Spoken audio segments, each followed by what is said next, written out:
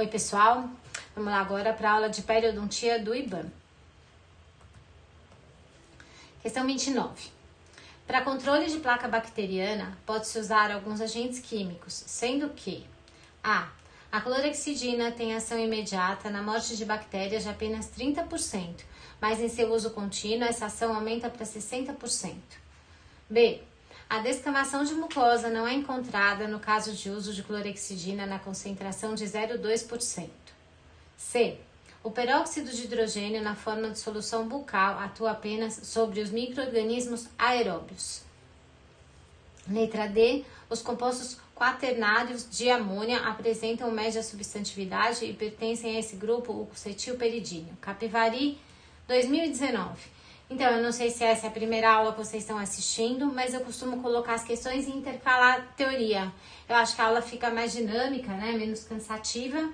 Então, falar um pouquinho aqui da clorexidina e dos outros enxaguantes bucais utilizados em periodontia. Clorexidina é uma biguanida, né? Ela é utilizada em mucosa e pele, neutralizada na presença de fosfato, nitrato ou cloro. Por isso que quando o paciente está usando, a gente deve pedir um intervalo de meia hora entre as escovações. Ação, ela age na membrana citoplasmática, não nos endosporos, e ela liga-se às células da mucosa, a micro-organismos, a glicoproteínas da película adquirida, reduzindo a colonização bacteriana. É uma molécula catiônica, tá? Nos enxaguatórios bucais, aqui 0,12 e ela vai até 0,2%. Você vai utilizar por 1 minuto. Também tem clorexidina gel, a gente utiliza em endodontia, tá? Na concentração aqui na endodontia é 2,5 a 5. Na aplicação tópica é meio a 1%. Também no verniz 1% e no degermante 2%. Tá? Diminui placa, gengivite e Streptococcus mutans. A clorexidina tem substantividade, né? Então ela continua, o efeito dela continua por muitas horas. Tem amplo espectro de ação, age sobre gram-positivos, gram-negativos e leveduras, tá? É considerada segura, pouco absorvida pelo trato gastrointestinal, apresenta pouca toxicidade. Tem efeitos colaterais, pigmenta dentes, restaurações e mucosas, distúrbios reversíveis do paladar, por isso a gente não pode dar clorexidina por um longo período de tempo, aumenta a formação de cálculo, dá uma sensação de queimação em algumas pessoas e causa lesões descamativas e eritematosas. Temos também os detergentes, eles diminuem a tensão superficial e podem ser catiônicos ou aniônicos, tá? Também tem não iônicos, neutros ou anfotéricos. Aqui os exemplos, né? Os catiônicos aqui, amônia, os aniônicos, o lauril sulfato de sódio. Eles podem vir adicionados de substância tensoativa, tá? E formam espuma. Compostos quaternários de amônia. Eles são bactericidas contra gram-positivos e menos eficientes contra os gram-negativos. Tá? É o cloreto de cetilperidínio, também agem sobre a membrana e tem substantividade menor que a clorexidina. Temos o fenol e os compostos fenólicos, pouco usados como antissépticos, né? São os derivados do fenol, os bifenóis e cresóis, e atuam na membrana também, né? Tem aqui. Permanecem longos períodos agindo sobre matéria orgânica. Temos os compostos bifenólicos, o triclosan, né, que a gente usa mais, ele afeta a membrana também, tem atividade enzimática, biossíntese de ácidos graxos. Tem ação contra gram-positivos, negativos e fungos. Quando ele é associado ao GAN3, ele tem a substantividade aumentada, tá? Temos também aí os óleos essenciais, possuem atividade antimicrobiana, devido à presença de compostos fenólicos. Eles são bactericidas e têm baixa substantividade, tá? São o óleo de melaleuca e a sanguinarina. E aqui, vocês vão ver que tem uma alternativa que eles falam, tá? Sobre a ação da clorexidina. Eu fui pesquisar os artigos e eu achei esse parágrafo aqui, tá? Que eles falam que os efeitos da clorexidina 2,5%, 3 e 3,5% não eliminaram as bactérias, mais a clorexidina 4, 4,5, teve uma redução de moderada em torno de 21 a 32%, e a 5% ela foi de 67%. Levando em conta os dados obtidos, como controle com solução de hipoclorito a 5%, a eliminação de bactérias foi de 100%. Por que eu coloquei esse trabalho? Porque na alternativa A, que ele considerou errada, ele diz aqui que a clorexidina tem ação imediata na morte de bactérias de apenas 30%, mas seu uso contínuo aumenta para 60%. Aqui ele não coloca a concentração, talvez por isso ele tenha considerado errada, tá? Aí, por que a B tá errada? Porque a descamação de mucosa ela é encontrada, né? A gente acabou de ver que como efeitos colaterais a gente pode encontrar.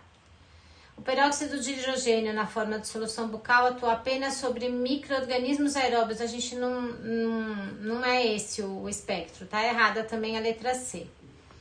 E na letra D, ele atua também sobre os anaeróbios. E na letra D, que é a correta, a gente viu agora também que os compostos quaternários de amônia apresentam média substantividade e pertencem a esse grupo cetilperidíneo, tá? Se vocês conferirem ali no slide, a correta é a letra D, tá bom? No livro Odontologia Restauradora de Baratieri, fica claro que o espaço biológico deve ser respeitado para o sucesso do tratamento restaurador e determina-se espaço biológico. Letra A. O conjunto formado pela inserção conjuntiva e pelo epitélio juncional. B. Suco gengival. C.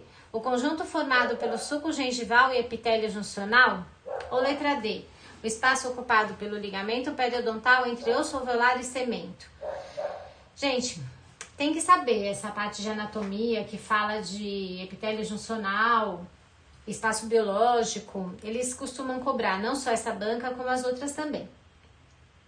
Um desenhinho, tá? Mostrando gengiva livre, aqui, ó, gengiva livre, gengiva inserida, suco gengival, junção muco-gengival. Aqui a gente tem a ranhura gengival, que não tá desenhada nessa linha que separa a gengiva inserida aqui, ó, aqui, ó, a gengiva livre, aqui essa linha que separa a gengiva inserida. Junção mucogengival, mucosa alveolar, tá? Vamos lá. Deve ter um desenho melhor ainda, vou mostrar pra vocês. Ainda no periodonto de proteção, as áreas de colo. É a região interproximal dos dentes entre a papila vestibular e lingual, tá? Aqui, ó, papila vestibular e papila lingual, de pré-molares e molares. Ela não ocorre em dentes anteriores. Ela é menos queratinizada e mais suscetível à inflamação. Tá? Tá aqui o colo, ó. Aqui, papila vestibular e papila lingual e o colo. Mucosa oral, a mastigatória. Reveste gengiva e palato duro, desprovida de glândulas salivares. E o epitélio é pavimentoso, estratificado, queratinizado. Mucosa especializada no dorso da língua e nas papilas linguais. E aí a gente tem a presença do epitélio estratificado pavimentoso, queratinizado e não queratinizado. É um tecido conjuntivo denso não modelado e tecido conjuntivo frouxo também, tá? Nessa mucosa a gente tem a presença dos dois. A gente tem a mucosa de revestimento, que reveste os lábios, a bochecha, o soalho da língua, o palato e a mucosa alveolar. E nessa parte a gente tem glândulas salivares menores. Ainda no periodonto de proteção, ó, gengiva marginal livre, inserida e gengiva interdentária, tá? Eu falei pra vocês, a ranhura gengival tá aqui, ó, tá? Entre a gengiva inserida e a livre, é essa linha aqui. Tá? Consiste de uma camada epitelial em tecido conjuntivo subjacente, chamado lâmina própria. Mais uma descrição para vocês de periodonto de proteção. Vejam bem esse desenho sempre. Eles pedem bastante anatomia de periodontia. Aqui, olha, crista da papila interproximal, papila interdental, epitélio juncional. Aqui, papila interdental. Gengiva inserida, aqui, cadê? Gengiva inserida. Mucosa alveolar, cemento radicular, aqui já periodonto de sustentação, tá?